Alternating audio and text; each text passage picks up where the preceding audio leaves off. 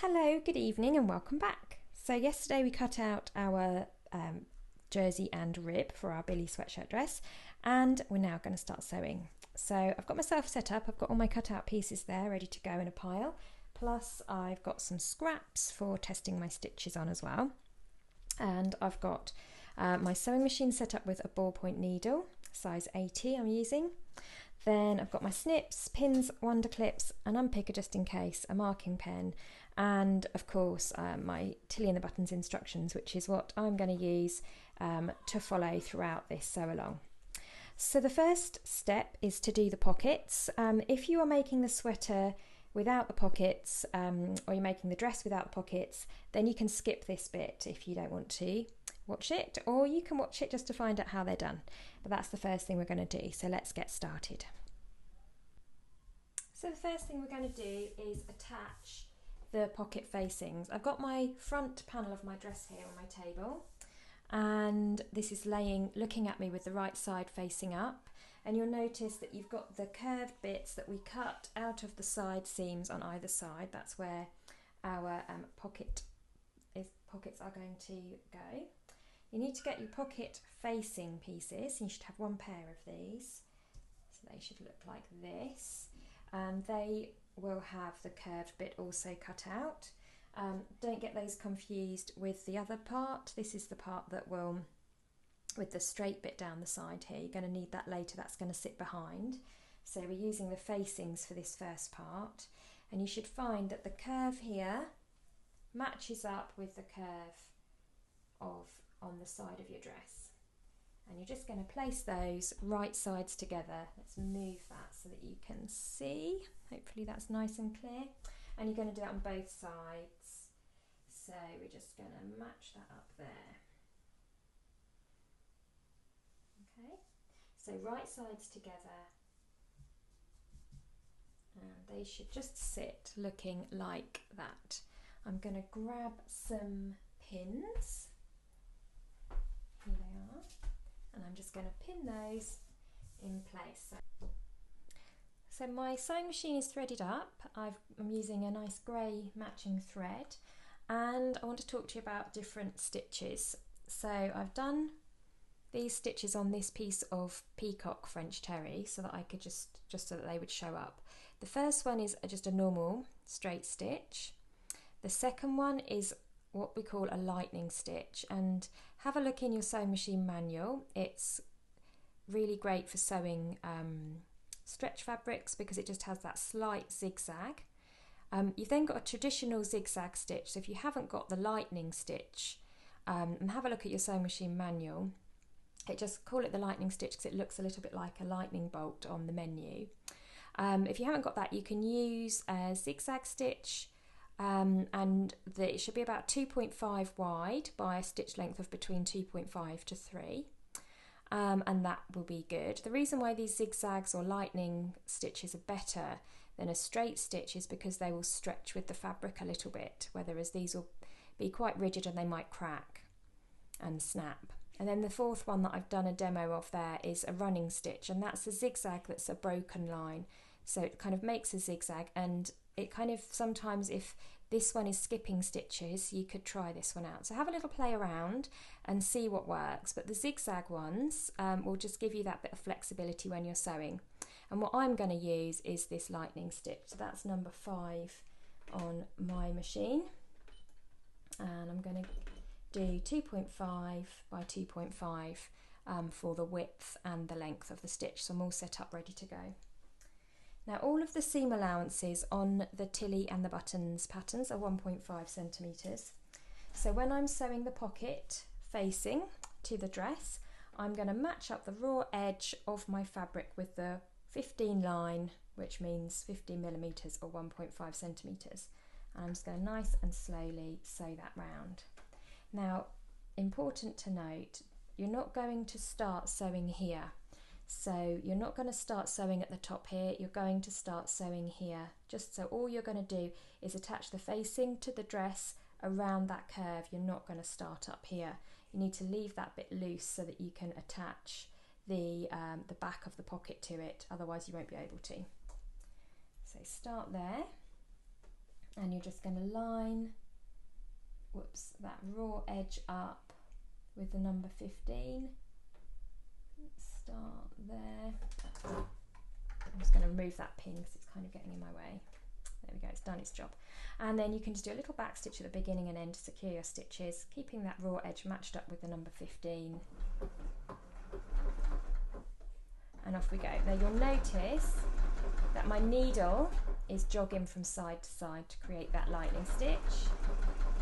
And this is doing two things. It's making me sew a bit more slowly because it's just, you know, doing more work than a straight stitch would do.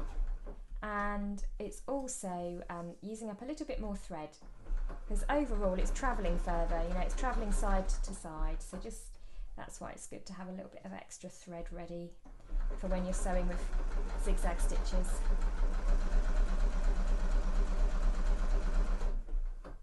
And I'm just keeping my eye here, making sure that I'm following a nice seam allowance of 1.5 all the way through. So I'm going to continue now, and I'm going to sew all the way down to the end of the curve there, and I'm going to leave that straight bit next to the seam. I'm going to leave that loose, okay? So I'm just going to sew here and do my back stitch there. So I'm just sewing around that curve, and I'm going to do that on both sides to attach the pocket facings to the front of the dress. So there are both my pocket facings attached to my dress, and I've just sewn from here down to here, and the same on the other side. So I've left these straight bits loose so that they can be attached to the back of the pockets. Now the next thing that we're going to do is we're going to need to trim down these seam allowances so that it will turn through nicely to the other side.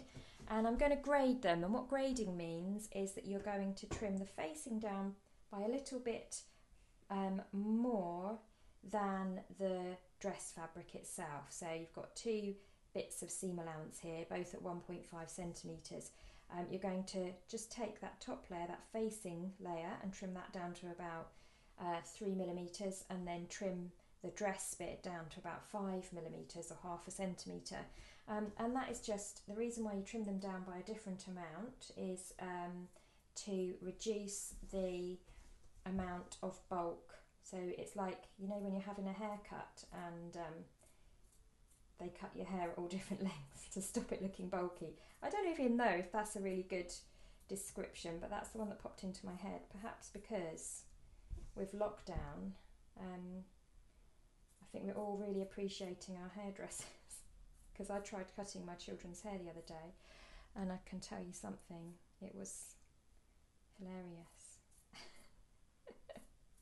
I didn't use my fabric scissors, I hasten to add. There we go, so I've cut that bit off, so can you see? That's now cut down, and then I'm now going to cut the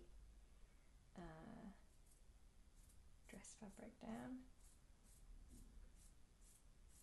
by a slightly different amount. Oops.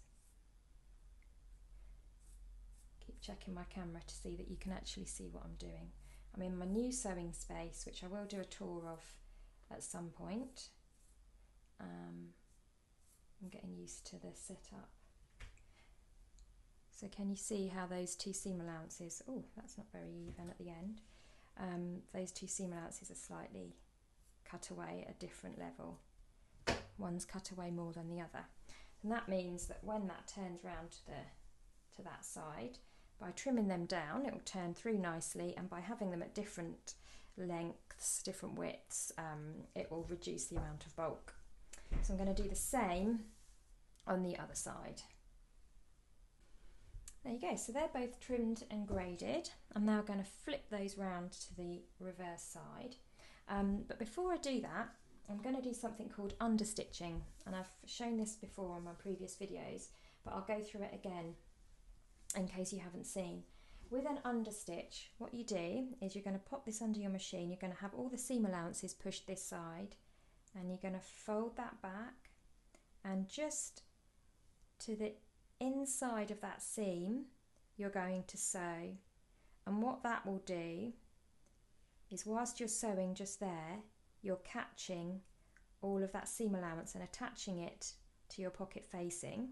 So your understitching is always on the side of the facing, and that will just make that curve really neat and smooth, and it will just mean that that curve looks beautiful, and you don't get the facing popping out from behind. It will just keep it all in place. So understitching is wonderful at making things look beautifully neat. So let's hop over to the machine and get understitching.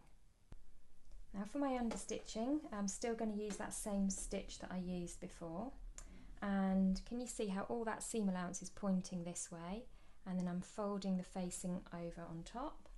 Just going to start at the edge there. I'm going to come in a couple of millimeters from the edge of that seam. I need to make sure that the fabric from the dress isn't accidentally caught up underneath, so I need to just take my time. Whoops, sorry, I just knocked my camera there, sorry about that wobble. So I'm just going to take my time, and I'm going to go nice and slowly, and at each stage I'm just going to make sure that everything's sitting nice and flat.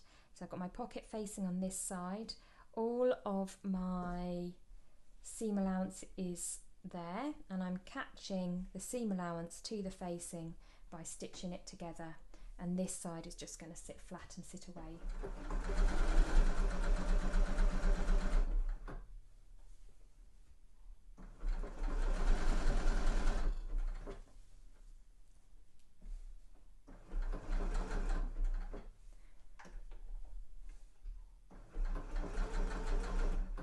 I'm just taking my time and making sure that everything's sitting flat. You don't want to have any wrinkles, you don't want that pocket facing to be folded this way, you want that seam to sit flat and open as you go.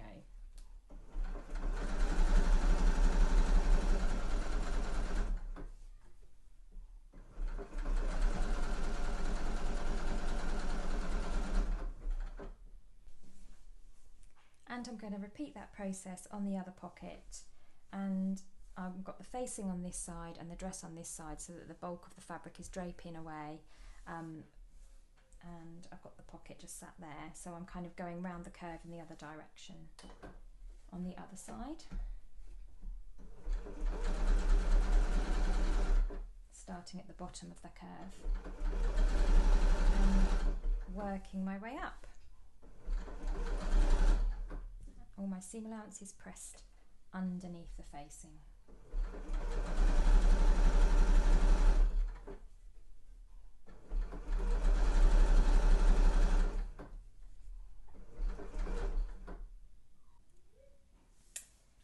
So those are done. I've tucked the pocket facing back round to the back and given it a lovely steamy press, which helps shrink back any of the stretching that may have occurred when you were sewing around that curve and help it to sit nice and flat. So those are our pocket facings done. We're now going to get our pocket bags, which are these pieces. They look like this, and you should have a pair of those.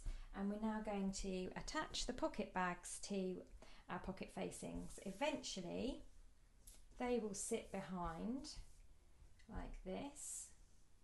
Whoops, and that's kind of how it will end up looking with the pocket sitting behind.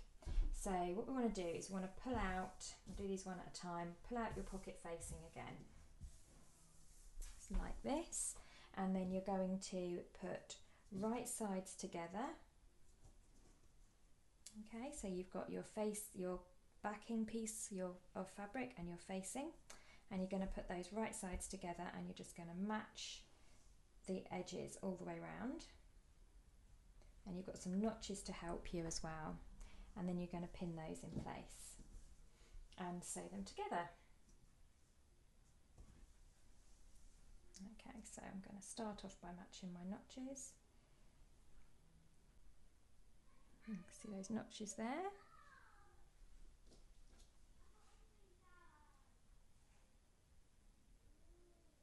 The children in the background playing computer games and getting excited. Homeschool is out for the day. The bell has rung and sewing school is on. Can you guess which I prefer? Don't tell anyone. I hope you can hear me okay. I've got a new microphone, and let's see how it works, because I think before I was using the microphone on my on my phone and it's not that good, so I hope that it's nice and clear now. Right, so there you go, those should match all the way up to the end. I'm just going to do the same on both sides. All the way back round to this curved bit here.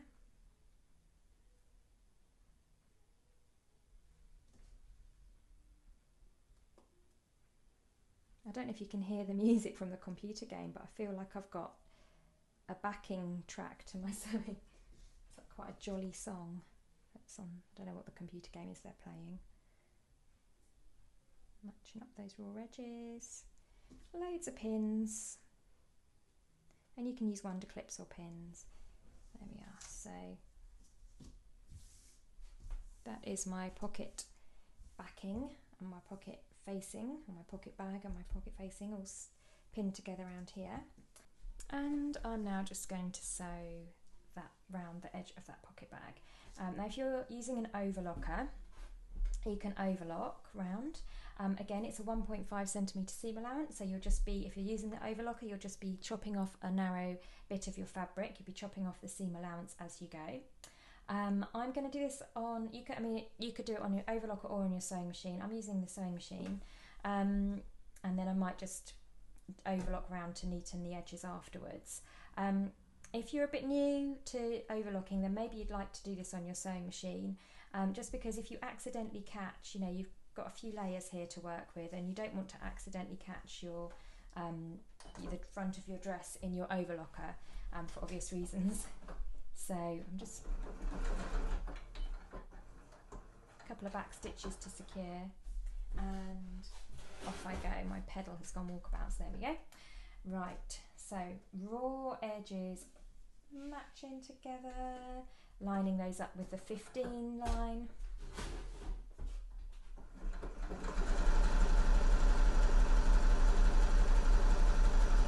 And I'm just making sure that the fabric from my dress is well out of the way, and I'm just sewing together my pocket bag and my pocket facing.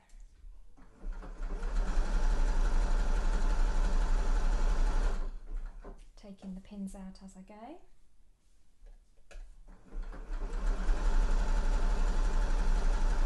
And I'm just going to go all the way around to the other end, making sure that I don't touch the dress. I don't want to go near the dress, just doing the pocket, and then I'm going to do exactly the same on the other side. So there's my pocket bag, same with a 1.5 centimetre seam allowance. That's the bag sewn to the facing. So if I turn that through to the other side, whoops, sorry, bit of camera wobble there. If I turn that over to the other side, then your dress should look, let's lay out nice and flat like that. So there's your pocket bag opening, there's the back of your pocket, and there's the facing that you sewed. So if we turn that over to the other side, it looks like that. So I hope that all makes sense. So that, yeah, the next job to do, if you've sewn this rather than overlock it, you can just trim down that seam allowance to about half all the way round.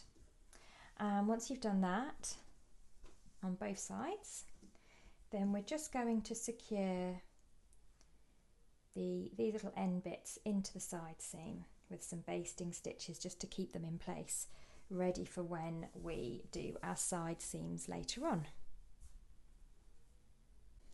Okay, so there's one last step to this video. I've pressed my pockets again, and I've positioned them towards the back, so they're now sitting as they will in the finished garment. And all I need to do now is I'm just going to sew a little basting stitch at the top and the bottom of the pocket, just to attach that extra bit in place, just to make sure that everything is going to sit nice and flat. So I'm just going to pop a wonder clip there to hold in place, and do the same. So you just want to make sure that it's sitting where it wants to sit, everything's nice and flat and as it ought to be. And just pop a couple of wonder clips, and then we're just going to take that to the machine, and we're just going to do a couple of stitches here and at the bottom a couple of stitches here, just within the seam allowance. We know we've got 1.5 centimetre seam allowance, so we'll do this just half a centimetre in from the edge, and that will just keep that in place. It's probably quite difficult to see because you've got the same fabric on the facing as the front, and it's kind of grey marl, so it all blends in. But all I'm doing is I'm just bringing those folded areas, so where you've got this little extra bit of pocket where you attach the back to the front, you don't want that hanging loose. When you come to sew your side seams, it'll be much easier if that's all kind of just held in place together, so it's all sitting nice and flat. And that's all we're doing with this last final stage of the pocket construction, is just to make sure that that's all sitting nice and flat and it's all in place. Yeah, so I'm just going to match those raw edges with the raw edges of the side seam there, and I'm just going to